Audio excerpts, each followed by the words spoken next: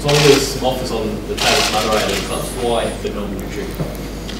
Well, obviously it's a discussion between the two clubs to reach an agreement first and foremost. So obviously Melbourne Victory and Celtic could do that, and then it became a matter for me to decide, and they reached an agreement, and I was happy with the move. So yeah.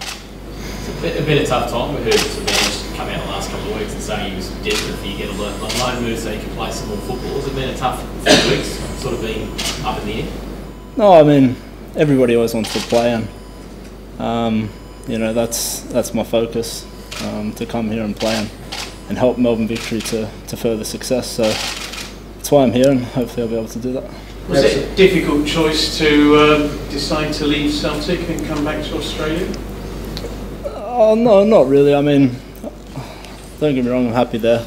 It's a fantastic club, but I think it's important for me at this stage in my career to be playing. So that's the main reason. And yeah. How tough has it been on the sidelines? Well, I mean, it's a fantastic squad there. It's very difficult to break into. There's a lot of great players, and you know, it's been a good learning experience. I feel I'm a much better player than I was 12 months ago. So with that in mind, I've looked back on the past year with still positives to come out of. Given the lack of football you've had at Celtic, do you feel that it wasn't the right move, or no regrets about where you went? No, as I just said, Celtic's a fantastic club. A great setup there, amazing fans. And for me to be a part of that in the past 12 months, enjoyed winning the double last year. It's a successful club in the European Champions League. No, I certainly don't have any regrets. Can you just tell us how close you came to signing for Graham Arnold's side? Did you get any reports whether it was pretty close? Yeah, look, there was interest, but again, look, that's a matter between the two clubs to decide again. Obviously, there was no agreement reached, and in that case, it didn't really come to my level to decide or discuss that. What was the major difference when you moved from the A-League over there? What was the one thing that stood out to you when you were playing Celtic? Well, I think just the level is higher. The players that you train with day in, day out, you're talking about seasoned professionals that have had good careers in Europe and been playing there for a number of years. So, as I said, it's been a great learning experience for me, but at this point in time in my career, it's important to be playing. Tom, is this all about the World Cup? I mean, Ange Postecoglou has made it very clear that even someone with your ability, whom he rates, wouldn't really figure that much if you weren't playing regularly. So is that the driver for this return back? Yeah, it's certainly a big factor. I don't think there's any Australian footballer right now that wouldn't want to be a part of that World Cup. It's in Brazil. You know, for myself, I'm 21, and the thought of possibly being at a World Cup in Brazil is pretty special. So, obviously, want to do everything I can to be a part of that. Kevin, it must be a bit of a coup for the club. So, how you see it? Oh, of course. Look, when it was known that you know, Tom was Celtic were entertaining letting Tom go on loan, you know, we were in a mix immediately. There's been obviously a lot has been said and spoken about in the last 7 to 10 days, but at this point in time, you know, it's all irrelevant. You know, Tom's here this morning, and I'm excited, to be honest. I'm excited to be able to work with Tom and you know, introduce him to the group, and you know, I think he'll fit into the way we try and play. You know, I think it's a win for everyone. You know, Celtic get a player out who is going to play some football. Tom's got a great opportunity to come home.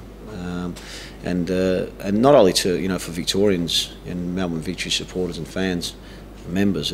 I think for Australia, it's exciting that you know, he'll be gracing the stadiums around the country in the next few weeks. Tom, how's your fitness at the moment? Yeah, look, obviously, it's no secret I haven't played too much competitive football lately, and you know, I don't think there's any substitute for that. But in saying that, I feel fit and I feel good.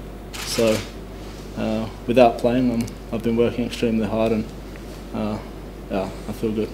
And the fact that Victory has a possibility of playing in the Champions League, was that Asian Champions League, that a big factor in tipping you over? Yeah, of course. I mean, that's an added bonus. It's certainly not a deciding factor, but like I said, that's a bonus. It's not guaranteed though. Obviously, there's still a game to be played, and I had a taste of it last time round when I was in the A-League with the Mariners, and no, it's an exciting competition and one to look forward to. Obviously it's not your decision, but do you feel fit enough and right enough to go on Sunday against Sydney? As you said, it's not my decision, so we'll wait and see. Could you start, Kevin? He could, yeah. What factors will you take into Look, I think we've just got to be mindful of, Tom's arrived this morning. There's a lot of time from now till the game on Sunday, so there's no point in trying to make a decision now. We've got Tom will recover from his flight first and foremost. We'll have a good look at him. We've got quite a few sessions from now till then, but it is a possibility. Of course, it is. You've got some big holes in the midfield, Kevin. Mitch Nichols gone. Mark Milligan now the subject of further interest. How do you see Tom? What role do you see Tom playing in a classic sort of number 10? Have you seen him before? Yeah, I mean, he'll certainly be. He won't be in a position that's foreign to him. Let's put it that way, Michael. He's, personally, I think, from the outset that, the way we try and play and the structure and the system that we play will suit Tom down to the ground.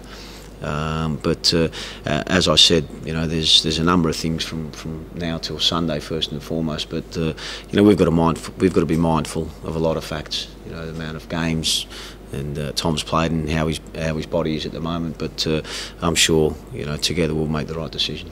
Tom Gosford's in the morning at the moment. I'm hoping you'd go back there with your message to Mariners fans. Look, as I said before, it was between the two clubs. Central Coast and Celtic never reached any agreement, so therefore it wasn't at a stage for me to consider. So that's all I have to say about that. Did it help there was a little bit of a relationship between Victory and Celtic? You played them here in a pre-season game a couple of years ago. You got to know Neil Lennon and some of the people. I don't know. It's probably not a question I can answer, but from our perspective, we're always on the lookout to improve our squad. And I honestly felt that this opportunity was too good to pass up. And I think, as I said earlier, it's a win for all parties, and mostly I think for our members and fans, it's a great opportunity to see another talented Australian footballer.